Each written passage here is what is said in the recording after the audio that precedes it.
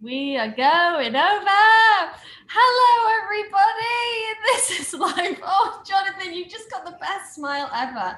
Welcome to Live with Lil.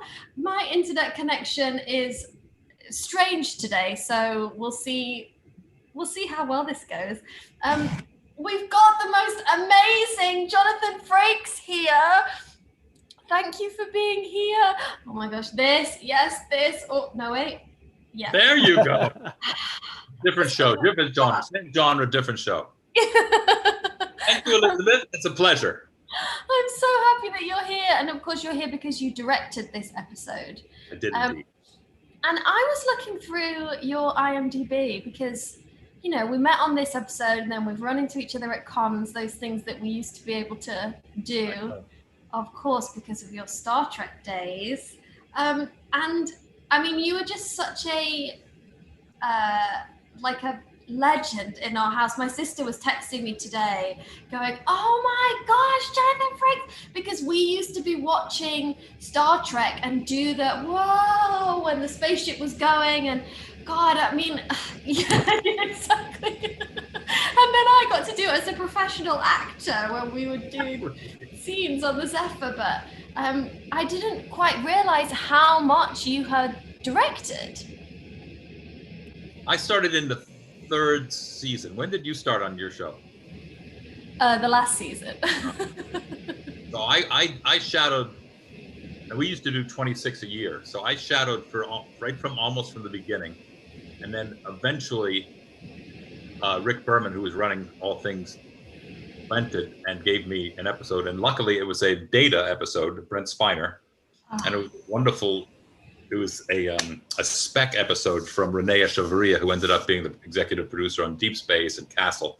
So it was a first writer, first-time director, and the wonderful Brent Spiner, who was arguably the most interesting character on the show. So it was a win. You know, they're not all good. Remember, all the episodes are not all home runs. So I was lucky to get a good script to start. Well, you clearly smashed it because you've been directing ever since. That's amazing. I was better at it than I was at the acting. No. No, I'm not trying to be humble. That's the truth. I'm like the 3rd best actor in my own house. Well, you are in a very talented household there. And there is that, but it's a better job too. Don't you love directing? I do. It was much harder than I thought it was going to be. I mean, you make it look so easy. There are just so many things to think about, whereas it was nice the episode after just going, oh my gosh, I just have this one thing to think about. No, I just have to worry about my arc and my story. I know. It is it's all about me, thank God. Right, should we press play? Because I feel like I could just chat to you forever. Yeah. Zach is here doing the live chat, everybody. So I'm on the Marvel logo. Should I press play now? Yes. Okay. We'll press. Oh, and I also have this little clock that I'm worried that people aren't going to be able to see, so I might have to buy a different one. But I'm going to try it. Oh wait, I need to turn it down to 0. Oh God, sorry. Right. Is that your audio that's a little feedbacky, Lil? Oh, it could be. Can you hear it? Can you hear it, Jonathan? Like it's almost I hear it. A little underwater. I think it might be you, Lil. No fingers pointed, but it might be you. I don't know what to do about that. It's that faulty UK internet. I know. It's been going a bit dodgy today. I can't make the clock work either. Oh well, let's see if I can press play at the same time. Let's see if we can play the show. Okay, we'll press play on 1. 3. Hold on. Oh wait. Volume. No volume. Oh, a bit of volume is fine. Yeah. A Just so bit you of can hear it. Yeah. Right, fair enough. 3, 2, go. Yes. Oh, mine's really loud. Do you have stars? I'm still on the Marvel. Oh yeah, I have stars. I might be a little bit after you. Oh my gosh, the Thor episode. Listen to that beautiful voice. Ah. That little storyteller. I remember doing that and going, no, do I have to learn these or not? I definitely don't need to learn these, right? Here we go. Here's the Thor footage I was talking about. Right. So This was such a huge deal for us because this was our first. Oh my God, I remember this. Brett, This was our first tie-in with the movies that they were going to try and do much more, and then it turned out it was a very complicated thing to try and do. How did these conversations go? Because presumably this was like a big deal, that this was the first meant time. to be a huge deal because the episode was scheduled to air the weekend or the day, the week of the release of the movie. Right. And they said we're going to share footage because it's all Marvel and it's one big happy family. And I had visions of Hemsworth in this screen with all you guys, and we ended up with 1 foot and 1 hammer. And we just saw both of them.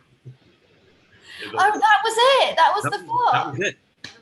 That's it.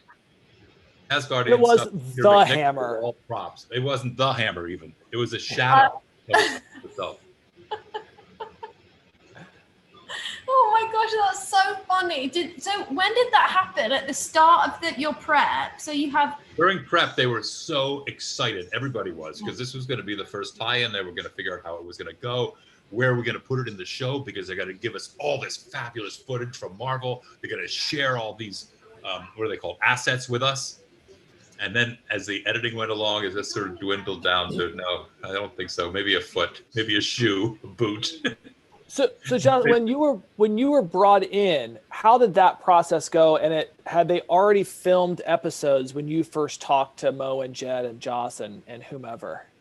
They gave me an episode when the season was picked up, because I had worked with Mo and Jed and Joss on Dollhouse. So I had an episode, and it turned out it was this wonderful episode called The Wall, and it turned out to be the Thor episode. There was no intentional. I wasn't intentionally assigned it. I thought it was the luck of the draw. Yeah. So these two, Aaron Way and Graz, the wacky Norwegians from the QAnon. How crazy you remember that? Because how many episodes of TV do you think you've directed at this point? I watched this yesterday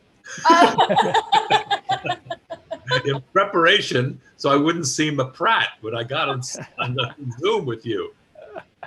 Gosh, in season 1, we did so many locations. There's so many locations in this show. We went downtown. We were down at the Wilshire Ebel. This is up in Griffith Park. I mean, we were all over the place on this show. Yeah. As a director, how do you approach that? Because you have to go on location scouts, right? And go on location scouts, ideally, with your first AD and the location scout and there's other people. But the best time is to go out there with just your AD and the cinematographer or whoever and plan what you're going to do, because you have to take, as you know, you have to take the whole crew with you for what they call a tech scout. And they can sniff it. If you don't know what you're doing, that's where they can tell on the tech scout. Yeah. But if you have a plan, yeah, this guy's going to be here. This is going to work. Like in this scene, we say, we'll drop the tree here. He'll be on a rig from here. The camera's going to be here. And everybody goes, oh, good. We got a plan. Then we'll be fine. Yeah, because I remember there was all with him going up that tree and walking up it. And we were in this little forest thing for a few different times along the episode. And there was everybody had to be on a rig for safety. We had the stunts there. We had to cut the wire removal so that when you were doing the scene where you were being talked into going up the ramp. Yeah. Because we had to keep you safe, because you had to carry on and do 1,000 more episodes. Yeah, exactly. But you just forget how long that takes to put the rig up, everybody get into, because you have to have another separate costume that's bigger, that then you've got your harness underneath exactly into, and then what, you have a crane when he was at the top of the tree trunk? A crane for safety. Oh, right. But what did you film it on? Did you use a crane to film?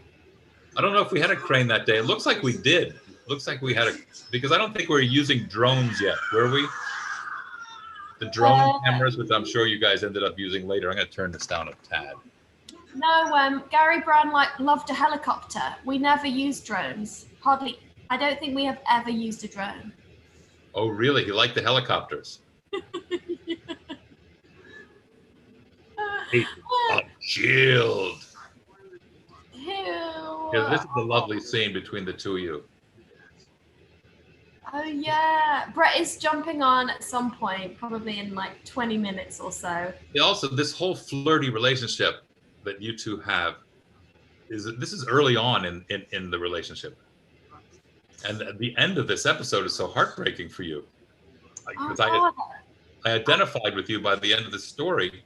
Oh. And well, I won't break it to people who haven't seen it.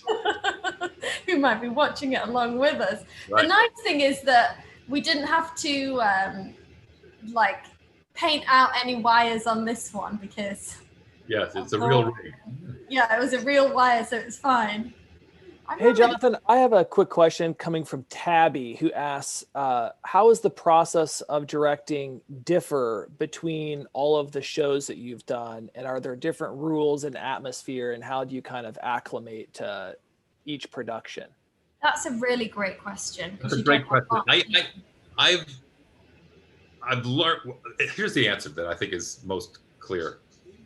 For instance, on a show, I used to do a show called Falling Skies, which was my buddy Drew Roy was on that. Yes, Drew is played Noah's son. Yeah. Noah, and it was produced by Spielberg, and the producing director Greg Beeman and the writers and all the crew said, we want the show to show as if it's a documentary war footage, all handheld, follow the actors as long as you can, get other people's reactions, never cut if you don't have to. You don't have to have every line on camera.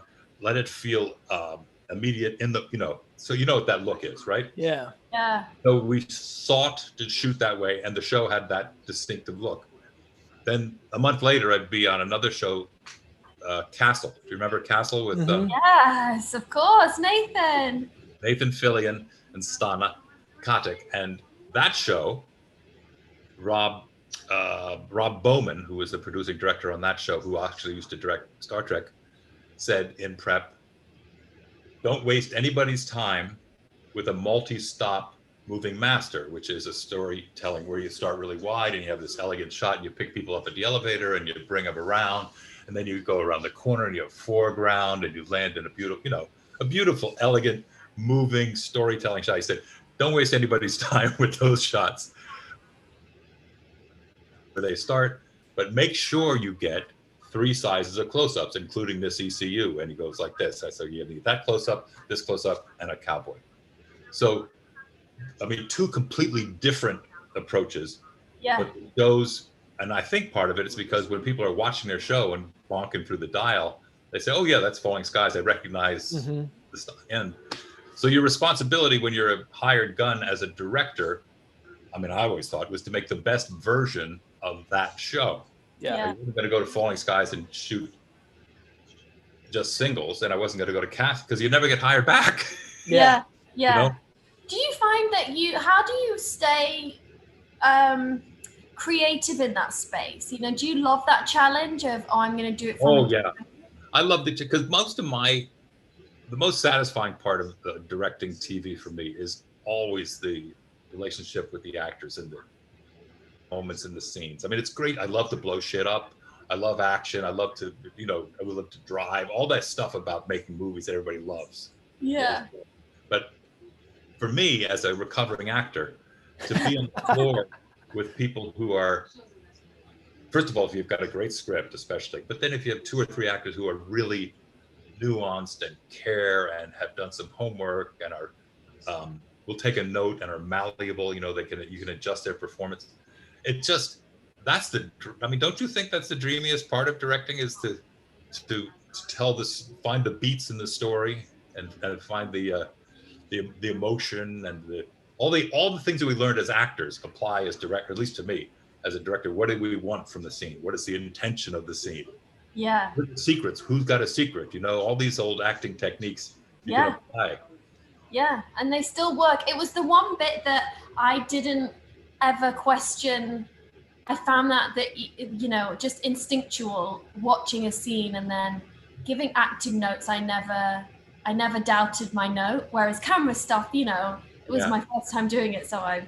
This scene was particularly inappropriate now. Yeah, yeah, I do. She was brilliant too. His whole character, he's a bit of a. He doesn't. It's got a twist at the end in that she thinks she's going to get the grade changed for going to dinner with him. He still wants to go to dinner with him. And then he flirts sort of inappropriately with your character at the end of the show, if I'm not mistaken. I know. He's such a brilliant actor. I was speaking to him about coming on. Yeah, he sends his love, but he is traveling today, so was unable to make it. But I just loved working with him so much, and the fact that Simmons has got like a little crush on him was kind of a fun little thing. I'm a big fan of his. And he was so such an asset, I thought, to the show, because he was so believable in terms of being a professor and in the history of Asgard, and he. Oh, I lost you for a second. What was the last little bit you said? I thought that Peter really played very well with us. He fit into the group really easily and quickly. He was so brilliant, and it was a strange situation to come into on season 1 because everybody was so new. Us as actors, we didn't know. I think we'd got picked up for 13 at this point, but we didn't know that we'd get the back end in, or you know. So it was still, we were in the groove, but it was still a little bit. Well, you didn't know it was going to be a hit. It ended up being one of the, a staple, on ABC for 7 years, 8 years. Yeah, yes. Well, 7 seasons. Yeah. I mean, every season, I feel like we didn't know if we were doing well or not, but we just stopped caring, I think, as a cast, and just enjoyed being on there. Jonathan, how sorry to interrupt you, Lil. How is the Shield at this point is far more big bad of the week and more episodic leaning, and then you talk about Falling Skies, which was far more serialized. How do you approach the difference in, putting a piece in a kind of a, I mean, there's obviously a bigger arc here as well, but you still have to kind of hit those. Well, I was lucky in that I was on this show in the first season. So so I was able to watch or read the first 7 episodes. Okay. If you come into a show in season 4 or 5 and it's a show you don't know, you either have to trust that somebody, then you really whisper to somebody's ear and say, you've got to send me like a half a dozen shows to watch so I get the show. Because otherwise you're talking about 20, 40, a lot, maybe 60 hours of television, that 60 hours of your life you'll never get back. Yeah. Well, and if you're doing multiple shows, how the heck do you sustain that? I mean, Well, it's important to go back to the first question, to understand the style of the show. right. But we also want to see something about how the characters behave. And I find when I come to a new show, what I learn a lot from is when I go to the set from the stage and I'm trying to be a fly on the wall and see what the vibe is, how number one behaves, what's the relationship between the director and the cinematographer. Do the actors actually go back to their dressing rooms, or do they hang out and schmooze and have coffee together? You can tell a lot by watching how the actors treat each other, whether they like each other or not. That's so interesting that that's such a big part of the job, because as a director, you're the connection between every different department. So that's you are in theory, but you're also a guest in someone else's house. Yeah.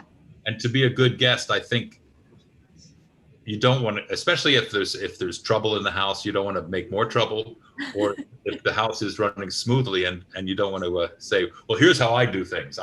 I'm so happy to come in and try to get into the rhythm of the music that's being played by the people. Yeah. If it's dissonant, then I'll stay back and listen. Yeah, just let everybody go on with it. Brett's going to join in 5 minutes, but I would love to just hear, as Elizabeth, it's not really about this episode, but I would just love to know about your Star Trek days. Like, how did the casting for that show go? Did you know it was going to be a colossal hit. We had exactly the same thing you had. We had a pilot contract, then we had a contract for the first 13 of the first season. Yeah. We had a pickup for the first season, which was 26. And with that pickup, I believe there was an option for 2 or 3 more seasons. So when we were doing the pilot, we had no idea. And then much like you, we found out we got picked up for 13. And then, but only about season 3 did I even have any, see, for some reason, I didn't know that Star Trek was part of, I mean, I knew, but I didn't really know there was part of the popular culture. And the audience was so resistant to Star Trek: The Next Generation because they wanted their Bones and Spock and, you know, Kirk. Yeah. They didn't want an old bald English captain with a French name and a guy and Klingons and all that shit. So it was a very reluctant, resistant audience. And as for the audition, I auditioned 7 times over 6 weeks. Stop. Yeah, because the show itself, Star Trek Next Generation, because Gene Roddenberry, the creator, had had such a horrible experience with the network, with NBC, he never wanted to be back on network television. So it was the first directly for syndication. Wow. So in that, there were a lot of bosses. So right. after I got called back from casting to Gene to, you know, there were people at different levels at Paramount, or I guess mostly at Paramount, because they sold the show. This is kind of in the weeds, but they sold the show to 241 separate channels in the United States. Oh my gosh. With Oh no. 88, the shows cost, I think, $1.6 million an episode. I mean, it was astounding. Wow. So by the time they sold them, they were worth $7 million an episode. And as an actor in the Screen Actors Guild, you'll appreciate, because the show was made directly for syndication, they only had to pay the actors 40% of SAG minimum.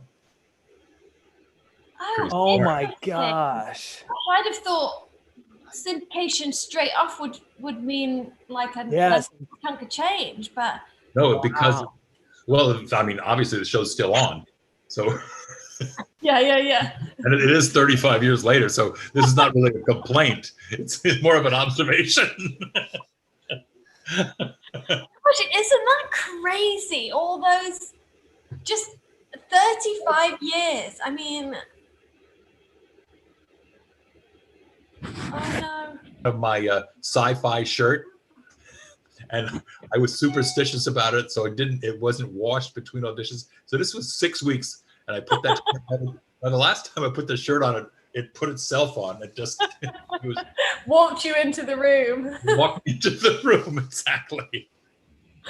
God, what an amazing journey. And the fact that you know, when we get to run into you at conventions, when we used to do those. Are we ever going to get back to that? Are we going to get back to conventions? I think so. I think it will, yeah. Not if you're going to be there, Jonathan. Hey! Look, he shows up. He shows up when he's got his shirt off. Look at this guy's body. Is that right? Oh, no. Yeah, you're no. What time are You guys didn't pause that. Okay, where are you at? We're at 19 and a half minutes, which my clock says we're at 36, so this is just not working. Okay. Hey, Brett. Minutes. Hey, John, how are you? You look awesome. I'm good. Where are you? Oh, thank you. I am in my apartment with my bear. It's so funny that you are shirtless on the screen. Like, this is the first time. Jesus. Gosh. He's acting his ass off too. Look, he's filled with rage. He's filled with rage. I need to turn it off. Oh my God. This, I think, was my first shirtless scene, and I was so worried about it. I know, I remember, and you looked great, and you did a couple of push-ups before, and your body looked great. Well, thank you. Well, I remember being shirtless, and I hated it. Jeez, it's like because your trainer tells you one thing, and I feel like, listen, I can either do all of that stuff or I can act. And let's do that. because nobody's going to care if you're just, you know, sweaty and you can't even say lines and do anything. So how about we worry about the acting, and the rest of it will come as it comes. Who cares? Cares. Everybody cares. You look great. Thank you. Thank you for the makeup team. Yeah, geez, really. What would your trainer have you, like doing a ton of press-ups just before you go in, or? Get the blood, get swole. Just get swole. Zach knows what he's talking about there with the leopard print. He knows. Yeah. He knows. He is. Yeah. I do a few just before this. Did you? And then threw that on. Yeah. That's why it's tight. Yeah. Yes, that's exactly what they have you do, like push-ups, and good sequence. You know, they give you the weights so you can do that. Oh, I remember this. This is a great scene. That was a great sequence. You know what's so interesting about this is that this was the first glimpse of Ward's like backstory, because they had hinted at it before, but this was like the first glimpse. I didn't know it was going to go to where it went. Did that come back? That story about you and your brother and this guilt and all this? Well, very much so, yeah.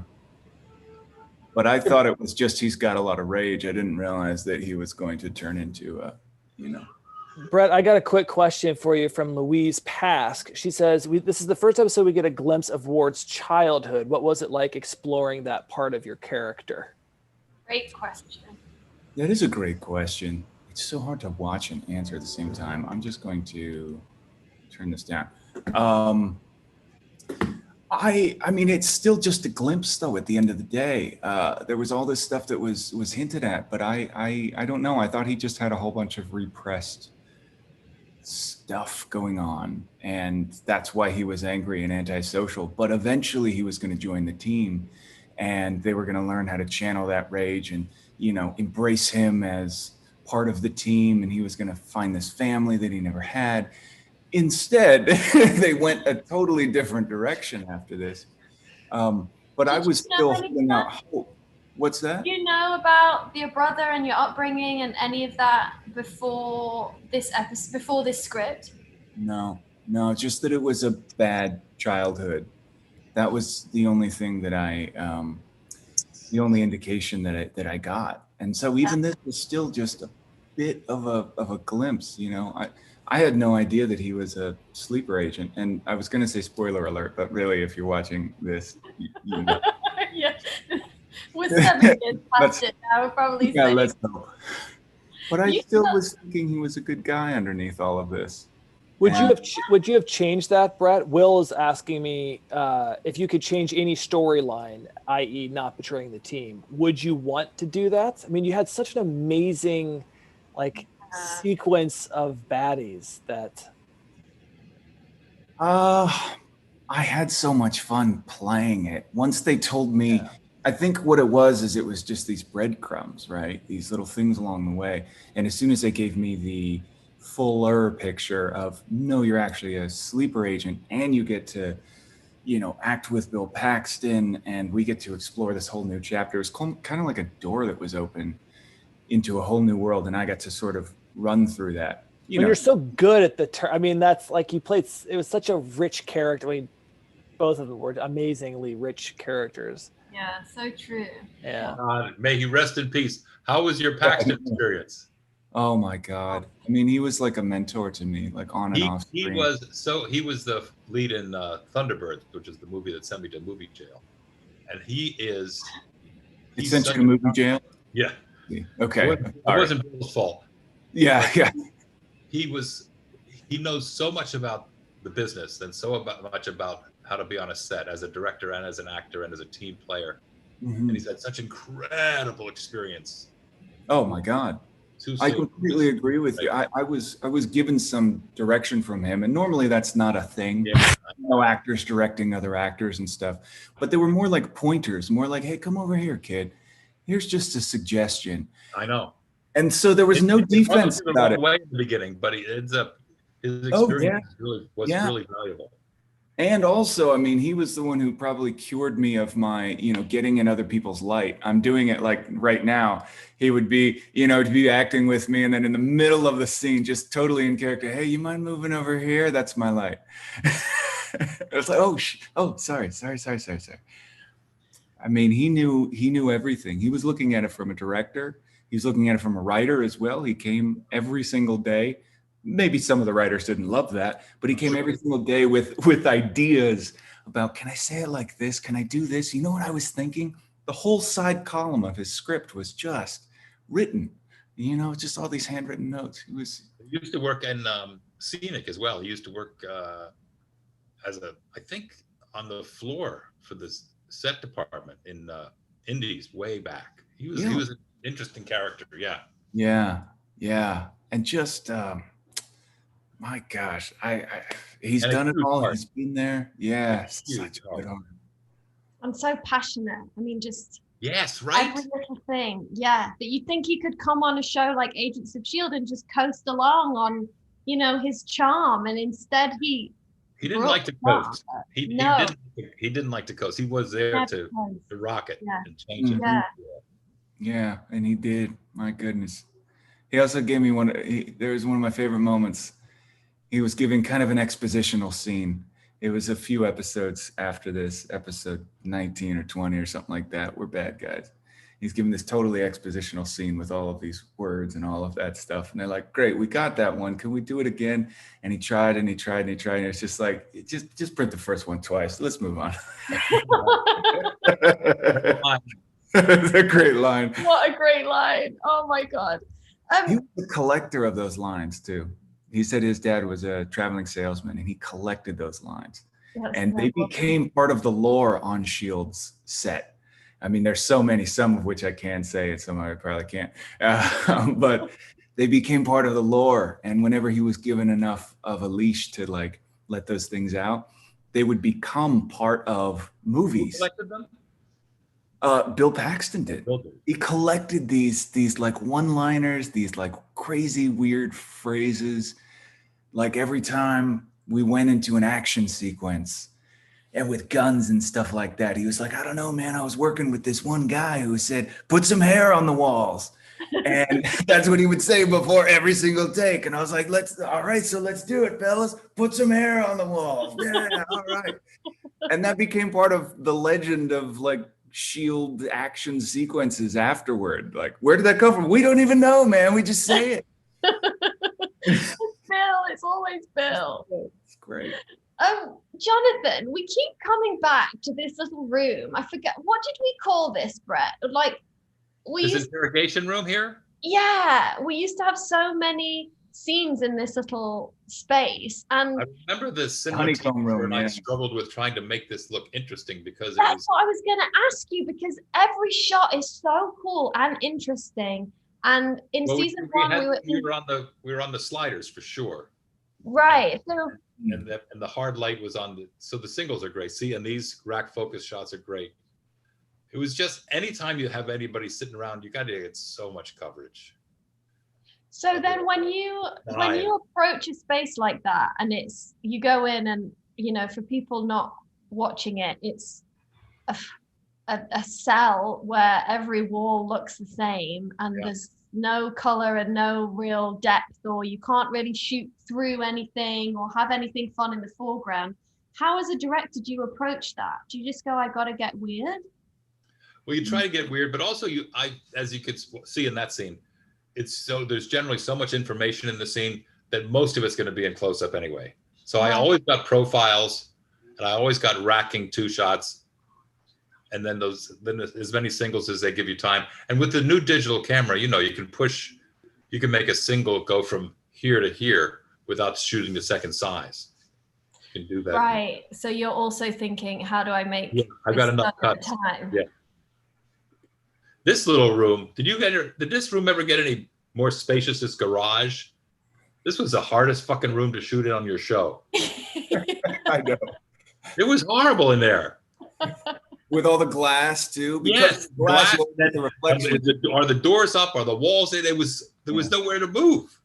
No, and that set never moved. It never, and when the ramp was up, then it was really hard to it was ridiculous. Balance or I think we lost the cars fairly early on.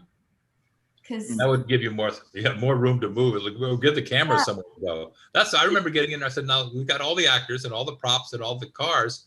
Now, what about the cameras, which we're going to clearly need? Yeah. Where did they go? Where did they go? They need their spot. Do you remember this was a set, Brett, on like, Yes. what was it, stage 14? This whole church was fake. 100%. And you'll see why in a minute. But I remember walking into that set and going, oh my gosh, as if. Mm-hmm.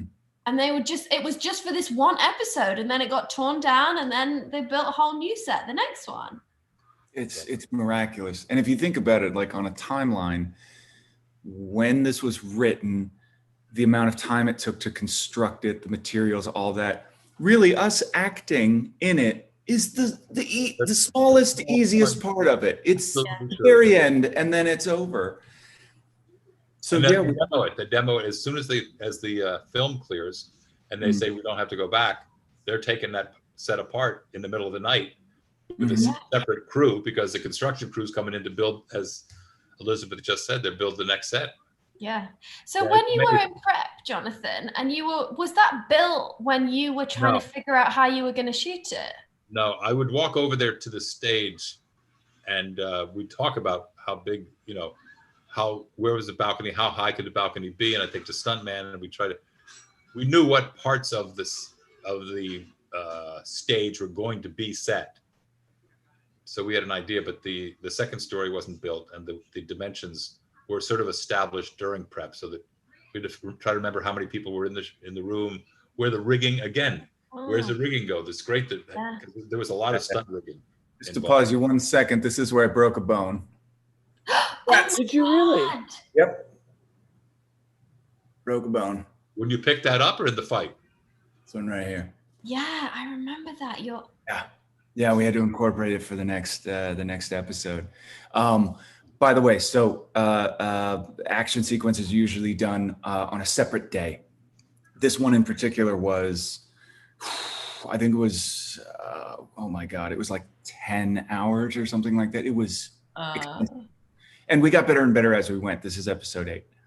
But all of these guys, they taped my hand together and gave me Advil. I was like, I don't know, guys. That really hurt. I should probably see someone, but I don't want to let the team down. Honestly, one of the first takes, because we have the big action sequences with all these baddies, but in the very beginning, it was just one baddie. Almost on the first thing, I hit it once, and I hit the staff, and the staff is hard foam, but there's a very hard core in the middle. It might even be a metal core in the middle, and that's what I hit. I continued with the take, and then I went afterward like, I think we need to have just a quick look at this here, guys. And I'm never one who wants to let anyone down. And this is second unit, right? So this isn't Jonathan. Yes, this is not Jonathan, this is Gary. My God, yeah, we taped it and I continued the rest. They modified it just a little bit. So I think using that hand mostly, in fact, not the other hand. And they taped the thing onto me, I think, so I could hold it. And I finished this up. Oh my gosh. So a 10-hour fight scene, and in the first hour you broke your hand. Yeah. Wow. Glamorous profession, Brett. What? Very glamorous profession. Yeah. Yeah, when you know, I know. Wow. Well, that pain, I think, was real. Hey, Brett, did you have It's never been the same, actually. This is the change little topic just a little bit, but Sure. Katie has asked me multiple times, do you have a favorite ward? Shield, Hydra, Hive, Framework? Do you have one that you just said, I love that character most? Oh. Now that you mentioned Framework, I think that has probably edged out as number one. Framework, because I kind of had it all, right? I got to be badass, keep my stubble. I mean, that to me was like a victory in itself. Like, geez, please. So I got to have an edge, and I got to have, the girl and this relationship that we've been building forever. I got to have that. I got to fight. I got to be a turncoat, but I also got to fight for the side of right rather than wrong. I mean, I got to have it all in that Framework. Yeah.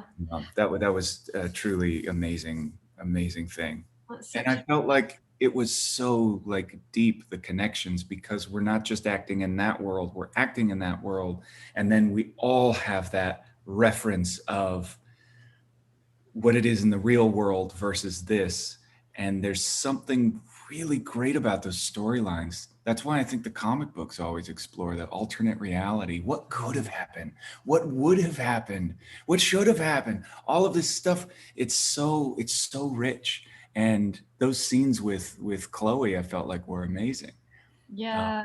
You know, because she knows a whole bunch of stuff. I'm Framework Ward. I have no idea. But she's Framework Chloe, who has every idea of the other world. Yeah. And so she's like, this is like Plato's cave, man. She's like talking about, these are just shadows, man. The real world's way out there. And I'm like, no, the shadows are the real. I'm getting really philosophical here. No, but it's fun. It's fun as an actor. I mean, you know, Jonathan, when you're on a show for so long, you get to do some wacky stuff. I know. And also, that's our family. That's our story. That's what we've lived for 7 years. Yeah. No, exactly. It made me smile to hear the passion with which you do talk about it, because and that's also part of the success of the show, is that fans feel that. They feel, God, look at how into it they are. Look how much they care about it. Yeah, we're all so obsessed.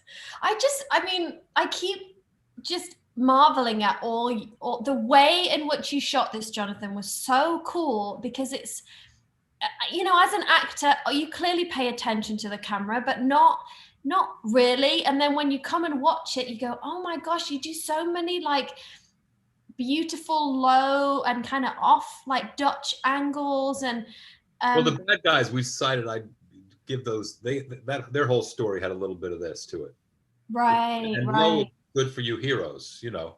Yeah, that's interesting that you say you kind of put the baddies on a bit of an odd angle, because Professor Elliot, is it Ranulph? You kind of, some of his are angled, it seems like, and then some are less so, and it's kind of a cool way maybe that you were saying, is he good? Is he bad? Good or is he not? And he's about to learn a lesson right here. He's learned a huge lesson about himself and his friend Greg. He said, maybe you want to move to the Pacific Northwest, he says. There's great food up there, or something like that. Well, remember this scene? Yes. I do. There's a scene here coming up, not to actually to jump on this.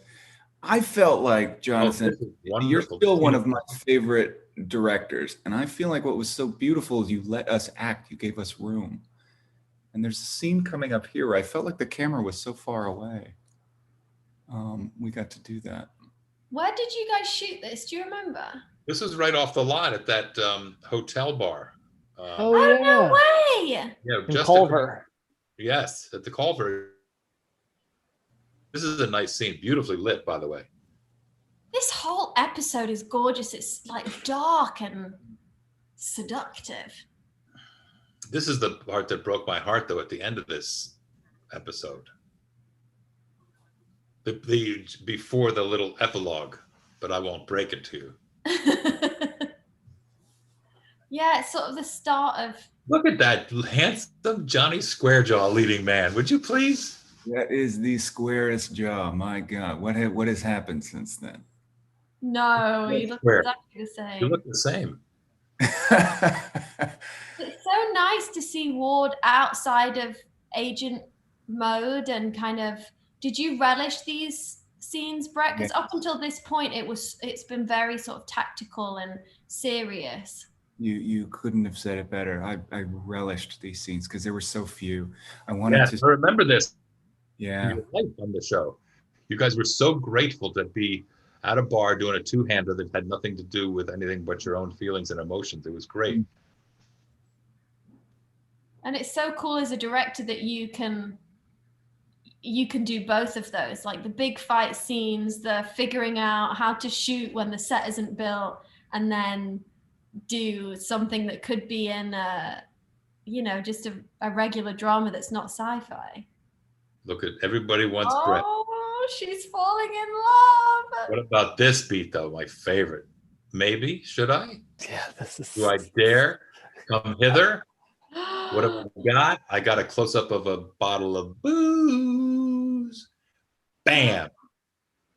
Oh my God. So much said just with the Look at eyes between May and Ward. It's so good.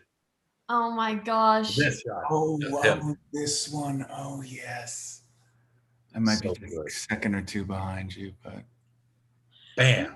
Oh. Oh, it's so good. It's So so good. Here's Clark. So sexy, and everyone had their clothes on, and you just did it all with the camera and looks. Yeah, well, I took mine off when the cameras weren't rolling. Sure. But to be able to get into the character, and everyone told me to put them back on immediately. Clark took his clothes off, obviously. Yeah. The boys all got their shirts off in this one. And Jonathan, you insisted that you had to go to Tahiti to shoot this. God, we were on a tiny little shitty corner of somebody else's stage. All we had was a green screen and a massage table and a towel. Clark got the shirtless scene too. I remember him training and doing all of that stuff too. And then towards the end, one arm. We're so vain, especially male actors are so incredibly vain. Much more vain than female actors. I mean, it's a lot of pressure. Oh, he's flexing the whole time. Come on. Yeah. Look at that. Yeah, exactly. Like, no, I can't. Okay, can you give me the one arm and I'll just. Right. You should give Jeff Mygot a shout out. That's the DP who did the. Oh yes, Jeff DP. I think he went on to do Yellowstone. Did he, Brett? Oh, did he? Like he. I think he's on Orville this year. Oh, is he? Oh, with Adrienne. So this is the part that I let in a couple of people to ask questions. So people have your questions ready. Oh my gosh, April Rose, I'm going to let you in because I just saw an email from you today. Here she comes. Congratulations on a brilliant episode, Jonathan. Yes. Hey, April. Hey. April? Can you hear me? Yeah. Okay. I got your email earlier. Thank you for adding a moderator to the chat. Yes, well, it was Zach, and I only told him 1 minute before we went live, so I don't know if it worked. I was like, I can remove people? Oh my gosh. Yeah, it made it a bit better, I think. Okay, I'll keep working on it. Yeah. I have a question for Brett, but first I want to thank Jonathan for directing my favorite episode of The Librarians. Which one? The Trial of the Triangle. Ugh, scary. The one Noah Wiley wrote. He's awesome. He's amazing. Yes, Yeah. So Brett, Yes. If they had pulled you aside like day one and been like, by the way, you're Hydra, would you have played Ward any differently? Or like, would you have preferred that? Or did you like not knowing? Oh, It would have been a disaster. It would have been a disaster. Yeah, I think that's a very good question. Thank you for asking. I'm trying to answer it honestly. I think it would have been a disaster. I think that me knowing that, you can't unknow that. So I would have tried to have tipped my hand way too much, way too early, and the payoff wouldn't have been the same. I mean, doing a reveal 17 episodes into a season is a really big move, and you really have to build that up properly. If in episode 3, I'm like twisting my mustache and giving a bit of a look, it's gonna destroy the payoff. I've ruined the surprise party. So I think that me not knowing was good. Might have been a little frustrating at times because I was wondering, like, are we gonna get any more of this glimpse of his backstory? Any more of a hint? Any more of anything? Does this guy do anything other than just beat up baddies and have a bad attitude? And then when they finally did give me that really big thing, the really big change, I think I was so anxious for it as well that I ran with it. There's the other note of like sitting on that for 17 episodes, I would have been, oh God, when can we do that? And so I didn't quite have that anxiety of, feeling like, when is this leash going to be taken off of me? Yeah. What a great answer. Yeah. And what a great question. Thank you, April. You're welcome to hang out while I invite the next person in, or you can, not if you want. I don't know. You might have stuff to do. I have homework, but that's not due till later. Okay, Yeah, good. and I agree with you about Jonathan being a fantastic director. By the way, I know you started that. I haven't watched the Librarians episode you're talking about, but I think Jonathan from the very beginning came in here and instantly became our favorite director. And we've met at Comic-Con and stuff like that since. And like, trust me, if he wasn't a great director and we didn't get along, it probably would have been like, oh, hey, you did that thing, see you later. But we've become friends since then, and I just can't say enough good things about Jonathan being a fantastic director. So funny, and like how many giggles we have during this episode. Just, you're so naughty, Jonathan, and just such a good, like, you just get it. You get it that to be on set is like the best thing, the dream come true. We have the best jobs in the world. Yeah, it's the 1 in a million chance, and we're all doing it in that moment. And you got that as a director coming in with all the pressure of it being the first season, and it's, you know, so many things going on in the show. For someone to walk in and make everybody just go, let's have a giggle, was just the best. Thank you. You make it feels like so special as well. Like what we were doing was important, and we were loved, and you were watching our choices rather than just like we made our day moving on. Yes, you did make us feel Really special. beautiful. Hi, Rowan. Oh, I can't. Oh, here we are. Did you take, after working on Agents of S.H.I.E.L.D., did you take anything away from either the show or your characters?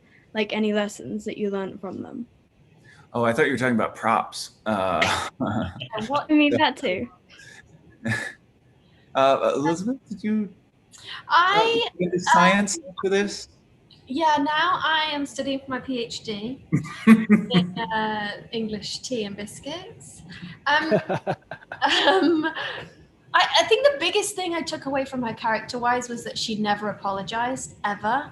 And she freaking like decided Inhumans weren't great, and then she changed her mind, but she wasn't like, I'm sorry about that. She just said, oh, I was just misinformed, changed my mind. And just about, she never apologized for her intelligence or for her dappiness or, you know, for nearly killing Fitz a few times. So, and I don't know how you feel. I feel like you're a Brit, right? Yeah. Yeah. Culturally, I think I apologize for absolutely everything all the time. So I think that was a good lesson for me. And then in terms of what I took from the set, I took my wedding ring, you know, just as a backup, just in case. You know. Just to compare it to the real one in real life. Okay. This is what it should have been. Yeah, great. And I took a couple costume things. Did you take anything, Brett? I did not. And I think that they're doing I thought the costume department was selling some stuff off on a little bidding thing. Yeah, they're doing a big auction. I think they did it already. Yes. Or maybe last week or something. Props and things. So, no, I did not take anything, but I did like that leather jacket so much that Melissa bought that for me for, I think, my first year. So that was very nice, and I still have it, and it's great. It fits me just as well, and I really like it. And anytime I have to do like an action audition or something, I wear it. It makes me feel more capable. Yeah, the spirit of Ward in you. That's right. The thing is, costumes, you probably don't want that jacket because it's got so many layers of sweat from you and stunt guys, and you know, time broke your hand. You know. Yeah. I know. In terms of what I took away, I think it was probably that I probably had some rage issues myself. Maybe there's some stuff in there. I mean, I don't know. It was very interesting to sort of be asked to access that so consistently. Sort of made me realize that, you know, I don't know. I was hoping for a smarter answer. No, I know what you mean, because you get a script and then you get paired with a director where you feel safe, like Jonathan, and you go, okay, I'm going to go here. I'm going to punch this bag like I'm remembering these moments from my childhood. And then you go, oh boy, and now I'm feeling something, and you're driving home and you're still feeling it. It's emotional gymnastics that can be kind of dangerous. It's brilliant, but it's a lot. It can be a lot. I'm glad you said that, actually, because I think maybe it did give me a safe space, because I think I'm, you know, pretty polite and nice and kind in real life. But that's not all of who I am. And so having a space where I could do that and was encouraged, and it was a safe space, I feel like I could do that. And it was very interesting. You know, there's a lot of stuff there. Like a gift. The character was a gift to you in a way. I think so. I started listening to different music. I remember having to make that shift pretty quickly. They told me on a Friday, and I think we shot our first scene on like a Tuesday, Wednesday tops the next week. So I had like the weekend, more or less, to sort of make this big shift. So you go, wow, my character is got a lot of trauma, and then just hooks up with May instead of Sky. I mean, yeah. It was although you can't blame him for hooking up with May. No. We all would. No. When they asked me, they were like, well, does that make sense to you? I was like, yep. Kind of does. Yeah. You don't have to convince me. That makes total sense. Oh my gosh, no, we love McNolan. Yeah. Thank you so much for your question, Rowan and April. Jonathan, thank you for being here. You are I've got one last question that just came in for Jonathan. It says, in the ending scene of Star Trek Generations, you said to Picard, I plan to live forever. Do you still plan to do that? That's still the plan, yeah. That's still the plan. Okay. It looks like you're doing good so far. Isn't that everyone's plan, really? Thank you for having me, Elizabeth. This has been a delight. And good to see you, Brett. Nice to meet you, Zach. You too, Jonathan. I'm so glad you were on here as well. Meet you again, Zach. Yes, of course. Thank you, Zach, as always. Elizabeth, you're keeping the spirit alive. Yeah, This you're is good like at it. so I'm doing this. so beautiful of you to do. I'm happy. Take me anytime, and I will be here. Oh my gosh, I'm going to take you up on that, send you my little Zoom links. Yeah, very well. This is the part I let everybody in the waiting room, and we wave for a few mins, and then we'll say goodbye. Thank you for being here, everyone. This was so fun. Okay, it's about to get a bit crazy, Jonathan, so just, you know, hold on to your seat. Here everyone comes. And we wave in a few minutes. Oh, wow, there we go. Whoa! Hi!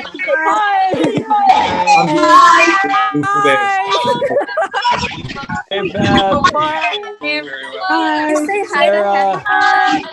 Say Hi, Nicole. Hi, Dominic.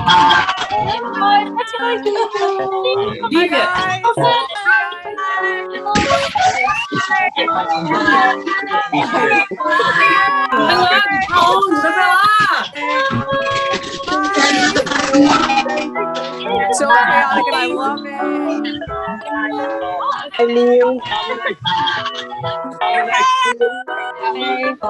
What's up? What's up, Antonia?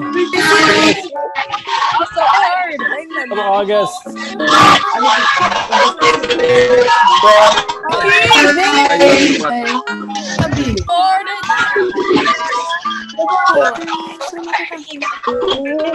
Oh no! Say happy birthday to a Hey, Carlos. Hey. Awesome. Most chaotic pattern. What's up, Paige? What's up, Mars? Gianna, what's up? Good man. Happy birthday.